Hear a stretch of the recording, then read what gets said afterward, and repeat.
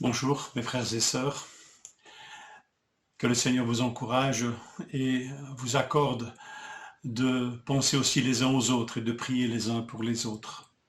Prions pour les hommes et les femmes qui sont atteints par cette maladie et je pense particulièrement à notre sœur Jacqueline, que nous intercédions pour elle afin que le Seigneur la relève et veille sur elle.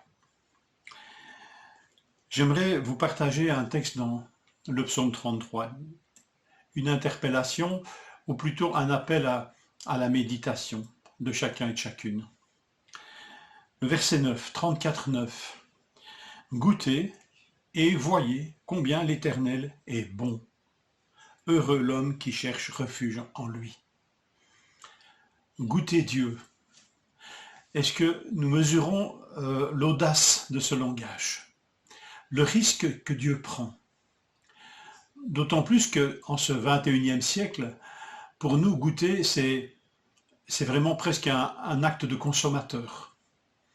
Ça me fait penser, moi personnellement, à ces possibilités qu'on a de goûter des fromages, qu'on a à déguster un vin, et en fonction, bien sûr, de nos affinités gustatives, nous achetons ou nous rejetons.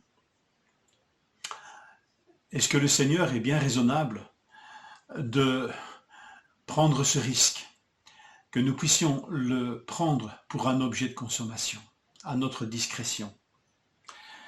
Sûrement pas. Le Seigneur a ses raisons. Mais c'est un langage audacieux, redoutable, et ne nous méprenons pas. Bien sûr, Dieu n'est pas un objet de consommation. Mais quel appel à expérimenter, à goûter, comment le dire autrement que cela? Goûter, c'est intérioriser, c'est apprécier, c'est vraiment prendre à l'intérieur de soi, littéralement.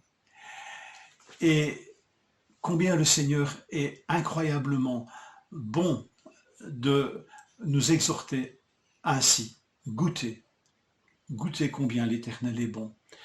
Alors, je laisse cette interpellation à votre méditation personnelle. Réfléchissez, mûrissez ce verset, ses conséquences, ses implications. Ce verset d'ailleurs qui est répété dans le Nouveau Testament. Comme quoi ce n'est pas un accident de langage. Dans la première épître de Pierre, à propos du fait que nous ayons reçu la parole de l'Évangile qui nous a fait naître de nouveau, l'apôtre Pierre va nous dire « Et comme des enfants nouveau-nés, désirez le lait pur de la parole, ainsi grâce à lui vous grandirez pour le salut, si du moins vous avez goûté que le Seigneur est bon. » Et l'exhortation qui suit est peut-être cette voie par excellence pour goûter combien l'Éternel est bon. Le verset 4 nous dit « Approchez-vous de Christ » si nous voulons goûter à cette bonté de Dieu. Je vous laisse ce partage sur votre cœur. Je vous laisse cet objet de méditation, ce sujet de méditation, que vous puissiez vous le repasser et dire combien vous posez ces questions saines et justes. Est-ce que moi-même j'ai déjà goûté combien l'Éternel est bon? Non pas est-ce que j'en ai entendu parler, est-ce que je le crois, mais est-ce que j'y ai goûté?